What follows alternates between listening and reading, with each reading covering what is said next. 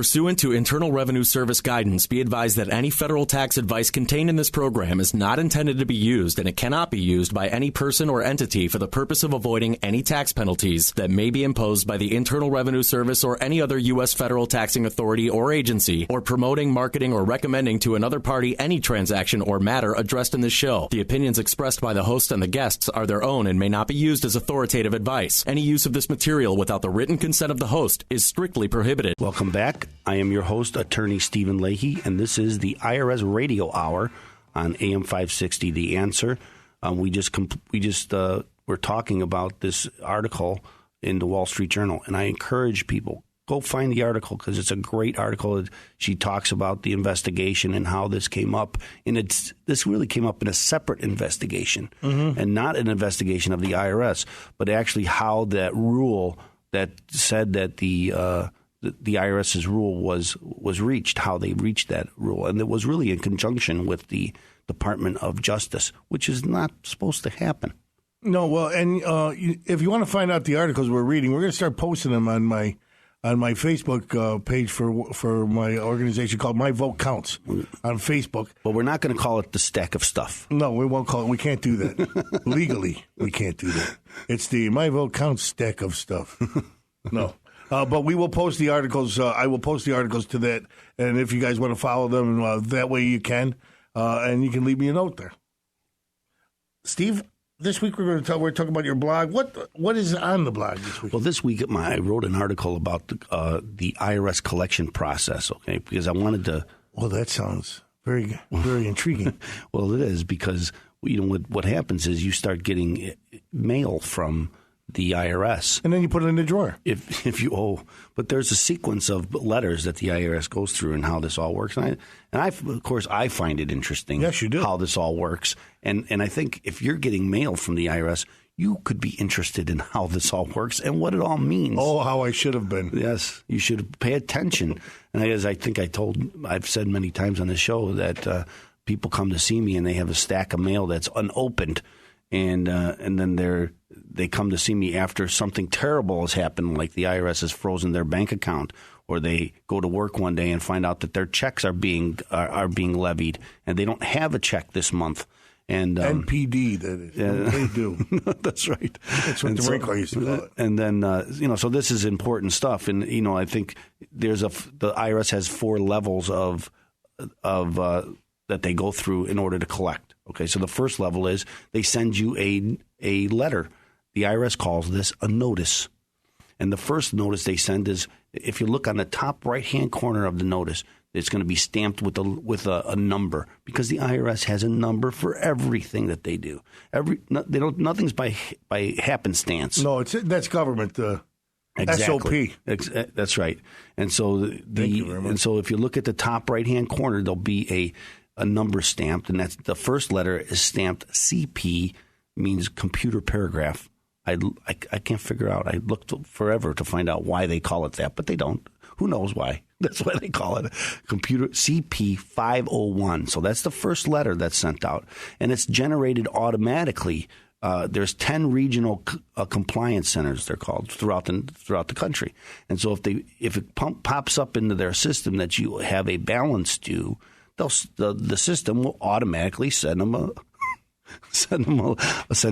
this letter. There's nothing funny about that. I think it was your eyes that were glossing over, saying, "I don't care about this." No, I don't. Are you kidding? I've been through it. Okay, it's bringing back horrible. That's tears running down my face. That's why I knew it was something. Okay, so the second letter, and automatically again comes out, and the second letter is CP 503. So if you look at the corner, top right hand corner, it'll say second notice you have unpaid taxes for, and then they'll tell you what year they're unpaid for. That's right after you wake up. That's right. After you've passed out, you wake up and look at the corner. But remember, you got to open the mail first to find this, because if you don't open the mail, you won't see it. Then 5 weeks later, automatically, they'll send you a third letter. And this one will say, notice of intent to levy, intent to seize your property or rights to property. Amount, and then they'll tell you what the amount due, and they expect you to call them right away and resolve it. What they call a payment solution. They want a payment solution. And the name of your children, I heard. Well, they get the other. They don't want the oldest one. They want the youngest one. The payment solution is pay us now. That's the payment solution. But they have other solutions. They just won't. They're not very forthright in telling you about these other solutions that are out there. So if you don't respond, then it's become a delinquent account. And when it's a delinquent account, most delinquent accounts first go to what they call the automated collection system.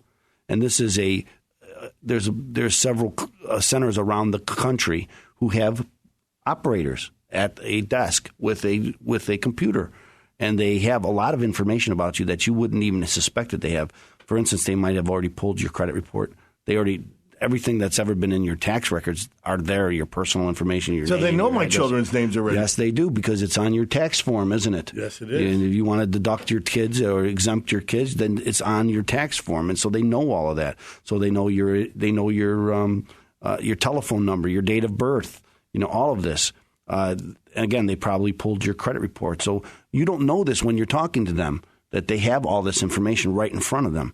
And this is the system when we were talking about over last week or the week before about the Congress cutting the funds. Mm-hmm. And one of the problems with cutting the funds, or one of the consequences of cutting the funds, is there's not enough people here to answer your phone. Which, of course, is what they'll do, because they want to get people mad so that Congress will give them more money. That's right. So now you're going to be on the phone for an hour or longer, and then you're going to find out, I can't resolve it on one phone call, so then I have to call again, and I'm going to have to call again, and I'm going to have to call again. And as we said, I think last week or the week before, only half of the calls are going to get answered. What was the first thing we ever said on this show?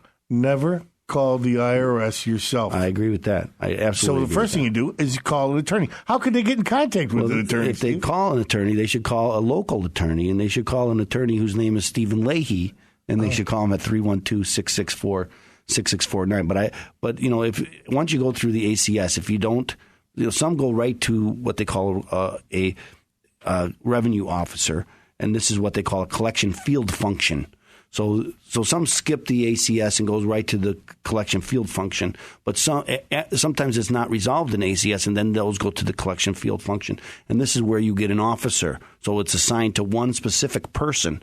It's called a revenue officer. And that revenue officer's job is to collect that debt to the IRS. And these people are located very close to you. Mm-hmm. So what they'll do is they'll come out and visit your house. What? Yes, they'll come out into your business, and they'll visit you there. Do you have to let them in? We don't have to let them in. It's the same thing. They need a warrant to come in. But, people are generally intimidated by them. And usually what happens is you go home and you find one of their cards there because you weren't home. And so you'll find the card from the revenue officer. And this is never a good thing, right? Because now they are taking a personal interest in you, and somebody. Yes, and somebody. It's their job now to come contact you and get the money that you owe. Okay, and you're going to resolve it with this person now. It's like having the mafia at your door. Pretty much. And how's your dog, Fluffy? Pretty much. Oh my God. Sorry. Okay, so now. If you resolve it, now they're trying to resolve it, so they're going to tell you how they're going to resolve it. You may or may not agree, and if you don't agree, then there is an appeal process. And there's two types of appeal process. One's called a collection due process hearing, and one's called a collection appeals program. And both of these appeals programs they're supposed to be independent. This is an independent department, so they're not supposed to have any contact with the revenue officer or anybody else, as we've seen in the IRS saga. That this is the way they run things. And I trust that.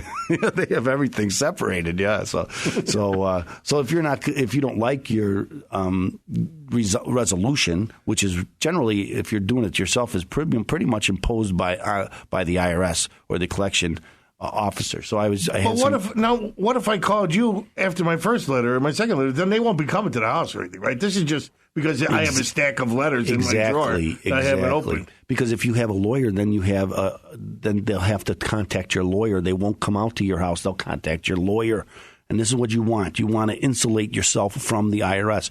You don't want them asking you questions because you don't know how you should answer them. And we talked about this last week. You should have a financial investigation done before you start answering any questions to the IRS. Because it just makes sense. Yeah, well, like you said, because you make a mistake. And the fact is what you need is representation. Absolutely. And how would they get in touch with you, Steve? So, again, you should visit my website at chicagotaxteam.com.